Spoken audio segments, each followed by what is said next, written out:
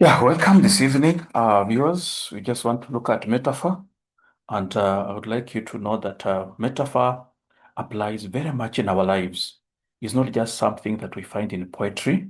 Let's just listen to this song. Let's just listen to this song Even wilder than they, by Dolly or Parton. at least I could run. They just died in the sun, and I refused to just wither in place. Just a wild mountain rose needing freedom to grow, so I ran, fearing not where I go. When a flower grows wild, it can always survive. Wildflowers don't care where they grow. And the flowers I knew in the fields where I grew were content to be lost in the crowd. They were common and close. I had no room to grow, and I wanted so much to branch out. So I uprooted myself from my home ground and left, took my dreams and I took to the road. When a flower grows wild, it can always survive. Wildflowers don't care where they grow.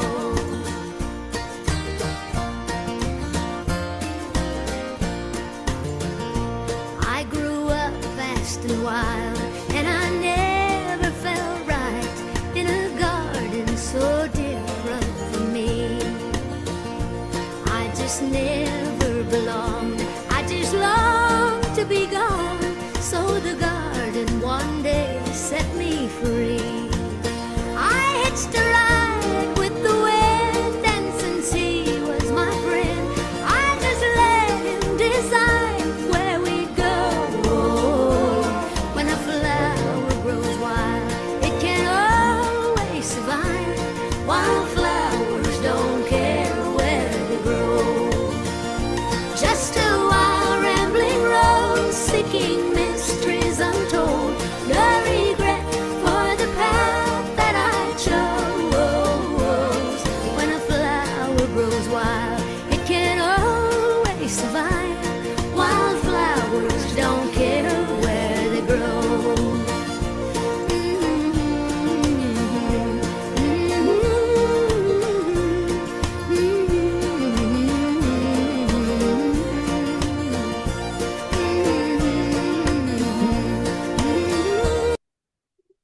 That's now what we call idiophone, you see, that when a wildflower, when a flower grows wild, it doesn't matter where it grows. It can blossom anywhere, you see. So in this particular song, the persona is not talking about a flower. Persona is talking about heroes and heroines. Yeah, that when people who are very talented, when they are gifted, they can blossom and bloom anywhere. But it doesn't matter, where they grow. And when they remain in the garden, that when the persona was in the nursery bed, she could not really find happiness until the garden had to release her, that the family had to release her to go and succeed, where she's supposed to succeed.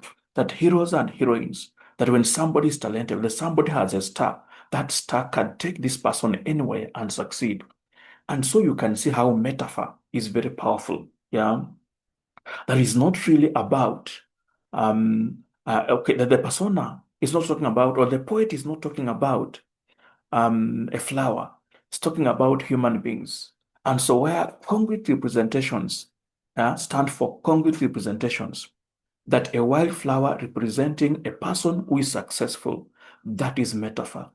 Use of images, that essentially represent other things. You use something concrete to present another something else which is very different. That is where what we call metaphor. So metaphor is the heart of literature. It is the heart of literary expression. And it's very common, in our daily life. And that's why I want to encourage even teachers. I do not just teach poetry from the abstract. Let the learners understand that poetry is very much found in our real life. So when you give them a song like this one and then they listen, yeah, they're able to understand that um, um, literature or metaphor is very much found in our life. That is not just something abstract. Even for those of us who are teaching now, this CBC pedagogy is very important for us um, to expose students to ICT, integrate ICT to enable students appreciate literature in a better way. That literature can be found in our cultural environment through songs. You can find them using devices like this one so that we expose students to application of stylistic devices. So like when we look at now the simple styles in poetry, metaphor is one of them. And we now come to our poem today, I Love You, My Gentle One. And Betamazire writes, my love is the fresh milk in the rubindi, which we drank on the wedding day. My love is the butter we were smeared with to seal fidelity into our hearts. You are the cattlebird's egg for those who saw you are wealthy. You are the papyrus reed of the lake, which they pull out with both hands. And I sing for you with the tears, because you possess my heart. I love you, my gentle one. Yeah, just look at that poem again. My love is the fresh milk in the rubindi, which we drank on the wedding day. My love is the butter we were smeared with to seal fidelity into our hearts. You are the cattlebird's egg for those who saw you are wealthy. You are the papyrus reed of the lake, which they pull out with both hands. And I sing for you with tears, because you possess my heart. Now look at that. The fresh milk in the rubindi. Before milk is taken to the calabash, a number of things have to happen to it. It has to be sieved to remove physical impurities. It has to be boiled to kill germs before it's now placed into the calabash. And so, by comparing the wife to the fresh milk in the rubindi, what is it trying to say? What kind of love is this? The love that does not have physical impurities, the love that does not have biological impurities. What kind of love is this? And he says, you are the cattlebird's egg. For those who saw you are wealthy. What is the persona saying? Among the actually, the cattlebird's egg, that's the egret's egg. The egret's egg is very rare. And it's believed that those who see it become wealthy. Yeah, so what kind of wife can make you rich? So the persona is talking about the character traits of the wife. But what kind of wife makes you rich? It's you, viewer, to tell me. Just not me to tell you. Then he says you are the papyrus reed of the lake, which they pull out with both hands. Why is he not saying, you are that my wife is the Kikuyu grass in the lawn, which they pull out with one finger? Why is he saying you are the papyrus reed of the lake, which they pull out with both hands? What kind of wife is that? That is now the poet. The poet is not like some of us who just communicate in ordinary words. A poet has to choose a style which we interpret to get to the deeper meaning. And metaphor is one of these styles. Metaphor is the heart of literary expression. Metaphor is the heart of literary expression.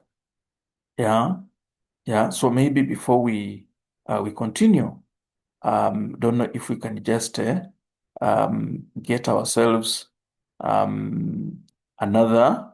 Let me see if we can just get another song. I don't know if we can just get another song, another song, another song for my audience to listen to Let me just see if I can get just another very, very short song for my audience to listen to. Let me see if I can get another song for my audience to listen to as we continue looking at metaphors. We continue looking at metaphor. We saw a song called Merimela. The song called Merimela. Just want to go there. Listen to a few lines. Ndani ya Still Alive Studio, Anko Konaya. Merimela kipenzi, rafiki wa karibu tangu wako zamani, kaendea kote ukipita ni whispers. Kwa darasa la 7 kipenzi Merimela ukaanza juu ya mimba mpenzi, nawe ukadanganywa, toa kitu kidogo ukafanya abortion.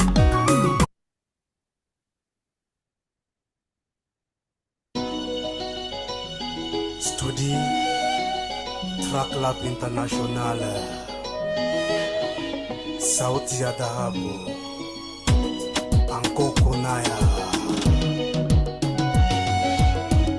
Merimela kipenzi, rafiki wa karibu tangu hapo zamani, tulipoanza shule na si tukiwa watoto, ulikuwa mpole tena mwenye adabu, msichana mwerevu kila mara. There are certain things I want us to learn about Merimela in this song. Let's just look for a few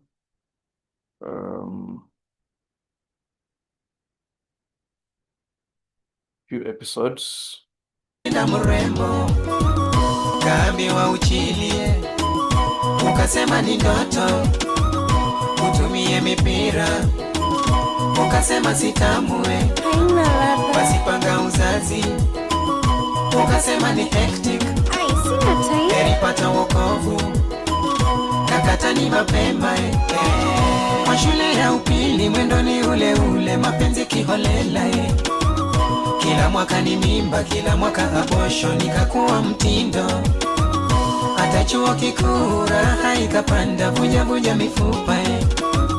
Wadosi na fukara ukaonja Merimela, na mimba ni kawaida.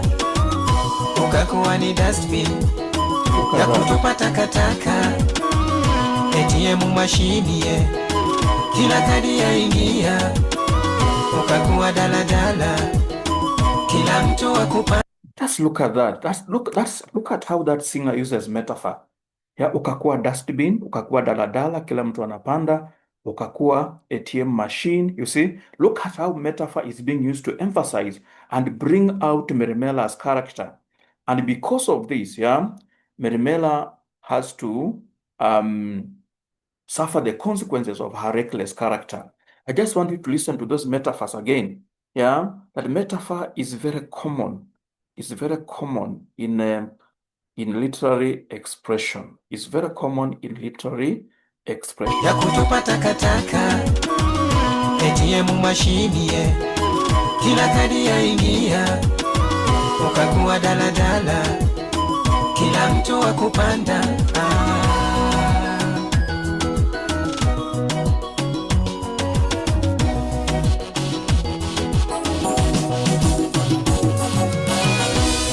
Nakumbuka siku ulonalika kwa harusi Merimela, ukanielezea umekwisha hitimu na umepata mchumba. Kama rafiki yako kanisisitizia nisikose kufika. Kazi umeshapata na mshahara unapata na itakuwa sherehe. Mimi kama rafiki nikafika kwa mapema, ilikuwa ni sherehe na vifijo na nderemo.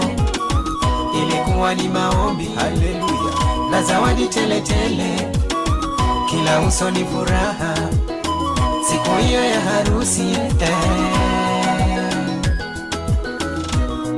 Yes. So metaphor is kupanda expression. Very common in literary expression. ukakuwa ni dustbin Look at that dustbin. ya kutupa takataka, Just a dustbin. ATM mashini, Not an ATM machine. kila kadi yaingia, Every card. ukakuwa daladala, You are just a ladder. kila mtu wa kupanda. Everybody can climb. Yeah? And the choice of those words assist very much in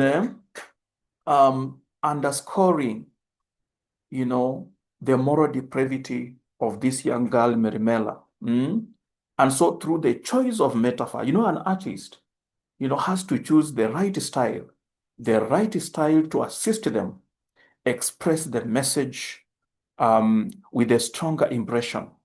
That is the challenge of every artist. You know, there is a message to express, but how do you express it such that it has an impact on the audience? And this singer is able to choose metaphor to enable him drive the message home. So thank you very much for listening to Metaphor. And I know we will look for other examples to enable you understand that these styles are just simple and they can be understood.